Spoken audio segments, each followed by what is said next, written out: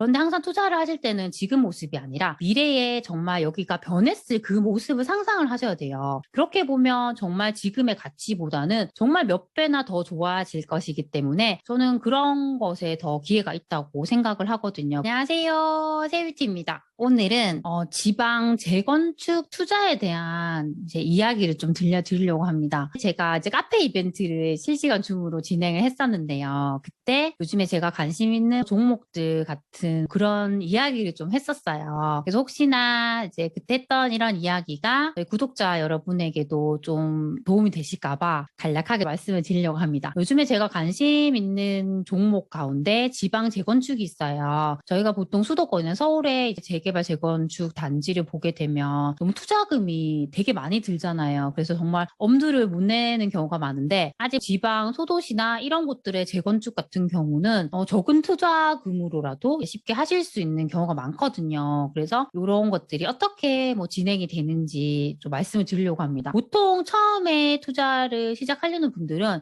재개발 재건축이라 하면 나는 여기 할 수 없어. 정말 너무 어려워 보인다. 이렇게 좀 선을 많이 긋더라고요. 그래서 일반 아파트를 전세를 끼고 사는 방향으로 많이 가시더라고요. 그런데 이런 재개발 재건축에서 이렇게 투자가 어떻게 진행되는지 그런 프로세스를 한번 익히게 되면 정말 이런 곳들이 향후에 상승을 하더라도 되게 많이 상승을 하게 되거든요. 그래서 어떻게 이게 진행되는지만 조금 아셔도 많은 도움이 될 것 같아서 오늘 영상을 찍게 됐습니다. 만약에 내가 지방의 소도시에 있는 재건축을 본다고 하면 저는 우선적으로 사업 시에 인가를 득하는 것을 보는 게 가장 안전하다고 생각을 합니다. 조합만 이렇게 설립이 되었다고 하면 언제 이 사업이 사업 시행 인가가 날지도 불확실하거든요. 가장 중요한 게 내가 이렇게 투자를 했을 때 그래도 최대한 빨리 이제 속도를 내서 진행이 되는 게 중요하거든요. 그런 면에서 그래도 사업 시행 인가를 좀 듣겠다고 하면 향후에 조합원 분양을 하고 나중 관리 처분 인가를 받고 이렇게 진행이 될 수 있기 때문에 그런 걸 좀 중점적으로 보셨으면 좋겠더라고요. 그리고 이 단계가 뒤로 가면 갈수록 리스크가 감소를 하게 되잖아요. 그렇게 되면 아무래도 가격이 더 많이 상승을 하거든요. 그래서 이제 그런 점이 있기 때문에 내가 언제 진입을 할 것인지 좀 잘 판단하셨으면 좋겠습니다. 만약에 내가 보려는 이런 재건축이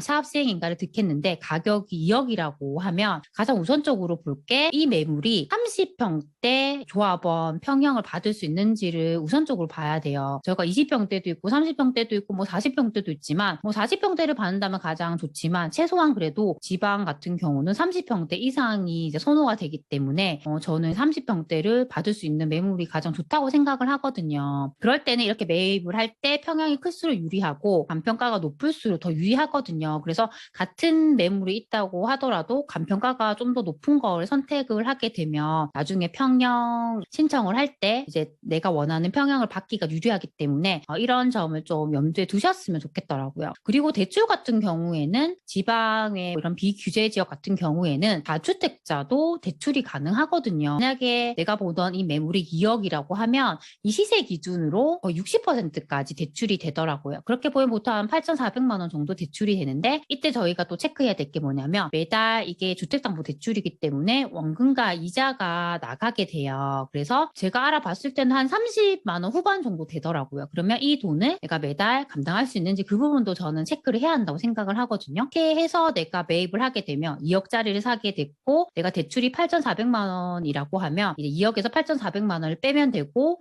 거기에 추가적으로 이제 취득세나 중개수수료 같은 이제 비용들을 합쳐서 투자금을 생각하시면 되거든요. 그리고 나중에 이 아파트가 허물어지게 되면 그때 이주를 하게 돼요. 그렇게 되면 건물이 없어졌기 때문에 기존에 받았던 주택담보대출을 상환을 해야 되거든요. 그렇게 되면 8,400만 원 정도를 상환을 하고 우리는 이주비 대출을 받게 돼요. 근데 이주비 대출은 시세 기준이 아니라 간평가 기준이기 때문에 만약에 이 아파트가 간평가가 8,500만 원 정도였다고 하면 거기에 60%가 나오게 돼요. 그러면 내 투자금이 이 갭만큼 더 들어가게 되는 거죠. 그래서 추가적으로 내 돈이 좀 더 들어갈 수 있다. 그걸 감안하셔야 되고 나중에 분담금이 있어요. 근데 분담금이 뭐냐면은 일반적인 이제 아파트 분양권 같은 경우에 중도금이랑 거의 비슷하다고 보시면 되거든요. 그래서 분담금은 거의 조합에서 이렇게 대출을 해주시거든요. 그래서 나는 분담금의 한 10% 정도만 내면 된다. 그때도 발생하는 비용을 이제 생각을 하시면 돼요. 그렇게 해서 내 돈이 언제 얼마만큼 좀 더 들어갈 수 있는지를 대략적으로 생각을 해서 접근을 하시면 되거든요. 그리고 입주권으로 변하게 되는 거는 관리처분인가가 나고 정말 이게 건물이 허물어지고 입주권으로 변하게 되면 그 입주권 상태에서 저희가 2년을 보유하게 되면 일반 과세로 팔 수가 있거든요. 그래서 내가 일반 과세로 입주권 상태에서 판다든지 아니면 내가 이거를 등기를 친다든지 거기에 따라서도 좀 차이가 있어요. 그래서 매도 전략을 어떻게 짤지 좀 그렇게 생각을 하시면서 하면 좋을 것 같습니다.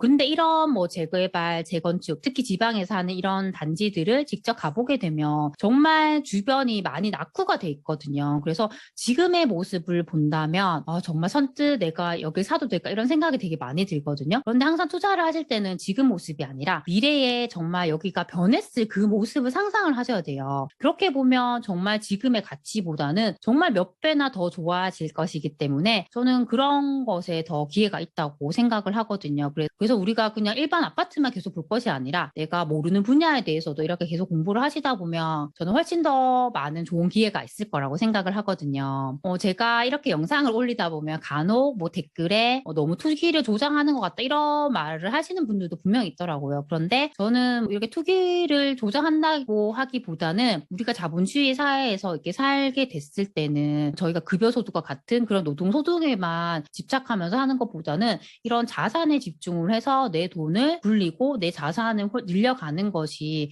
훨씬 더 우리가 좀 원하는 인생을 살 수 있고 그리고 여유로운 인생을 살 수 있는 방법이라고 생각을 하거든요. 그래서 이게 투기이다 아니면 투자다 이렇게 구분 짓는다기보다는 내가 더 공부를 해서 내 자산을 어떻게 빨리 굴려서 내가 경제적 자유를 얻고 내가 원하는 내 인생의 주인으로 살 수 있는지 거기에 좀 포커싱을 해서 보셨으면 좋겠더라고요. 그래서 일단 오늘은 이렇게 지방의 재건축 투자가 어떤 프로세스로 진행이 되는지에 대해서 간략하게 말씀을 드렸거든요. 인터넷 같은 곳에 이렇게 검색을 해보시면 더 많은 정보가 있어요. 그걸 보면서 내가 직접 투자를 하지 않더라도 모의 투자라도 직접 해보고 나중에 시간이 지나서 이 단지가 정말 오르게 되면 실제 내 돈이 들어간 건 아니지만 그래도 진짜 내가 투자한 것 같은 그런 성과를 느낄 수가 있어요. 그게 또 나에게는 좋은 경험이 되거든요. 내가 돈이 없다고 내가 투자할 수 없는 건 아니기 때문에 항상 이런 식으로 계속 공부를 해 가셨으면 좋겠습니다. 항상 제 영상을 시청해 주셔서 정말 감사드립니다. 그럼 다음 시간에 만나요. 안녕.